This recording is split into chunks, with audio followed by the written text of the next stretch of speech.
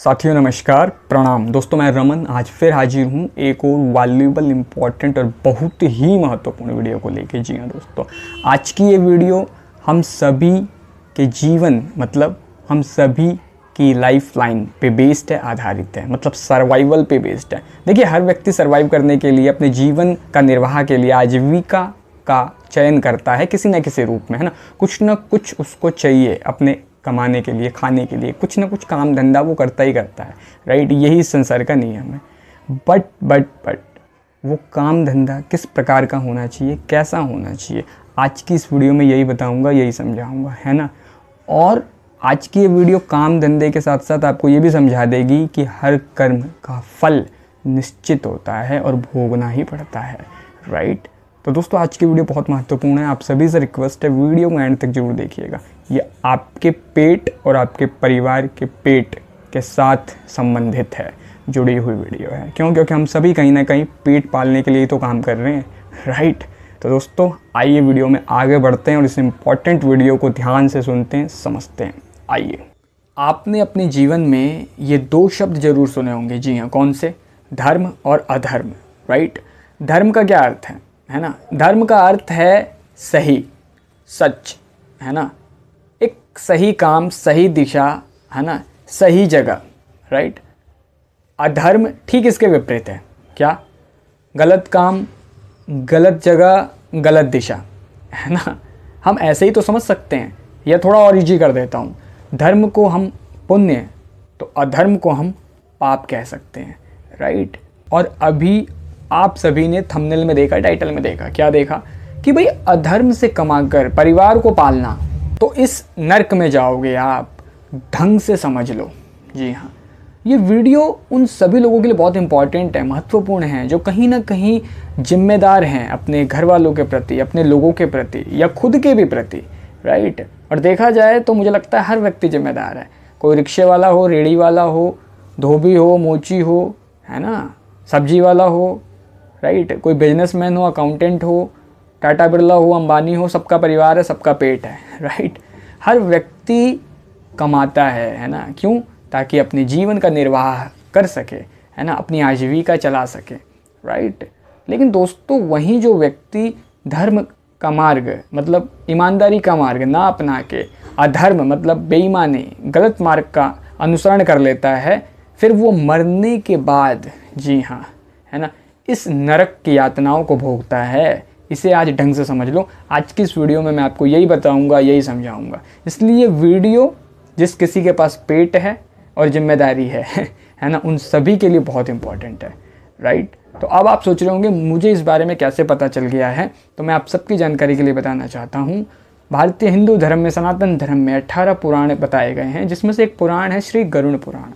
गरुड़ पुराण में भगवान विष्णु और गरुड़ जी के आपसी बातचीत के माध्यम से, उनके डिस्कशन के माध्यम से व्यक्ति के हर कर्म के फल को बहुत सुंदर तरीके से बताया गया है, समझाया गया है। गरुड़ जी भगवान विष्णु से बहुत से प्रश्न पूछते हैं, और उन्हीं बातचीत के दौरान भगवान विष्णु गरुड़ जी को ये भी समझाते हैं, ये भी बताते हैं कि जो लोग अधर्म से, है ना, अधर्म का मार्ग अपनाते हैं और अधर्म से कमाते हैं, अपने परिवार को पालते हैं, है ना, या खुद का भी पेट पालते हैं, तो वो इस भयानक नर्क में गिरते हैं और इस भयानक नर्क की यातनाओं को सहते हैं।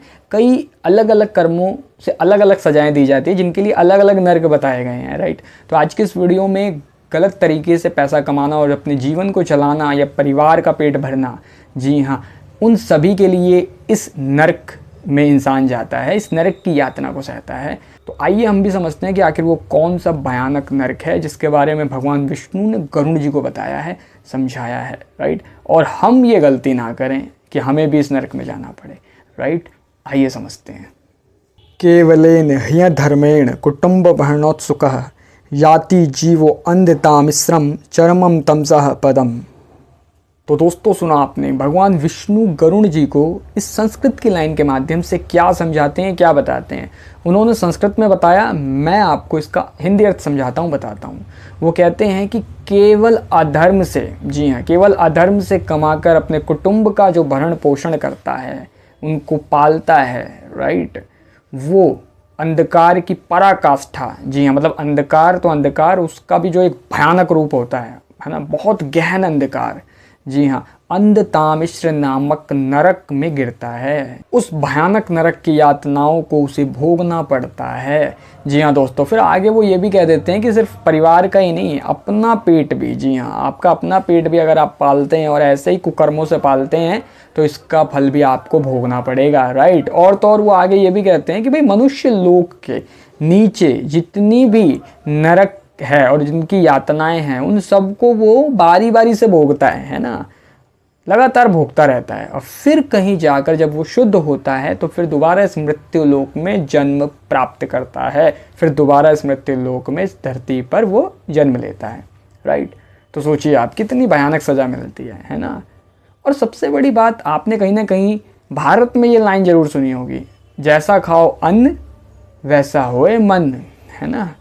तो कहीं ना कहीं जब हम कुकर्म करते हैं, बेईमानी करते हैं, है ना, छल कपट करते हैं, धोखाधड़ी करते हैं, है ना, भ्रष्टाचार के माध्यम से कुछ भी गलत करते हैं, अधार्मिक करते हैं, पाप कर्म करते हैं और उससे जो पैसा कमाते हैं भाई, कहीं ना कहीं उससे हम दाना पानी तो लेंगे ना, भोजन वगैरह भी तो खाएंगे, ग्रहण करेंगे, या जीवन में उसका उपभोग तो किसी न किसी रूप में करेंगे, राइट।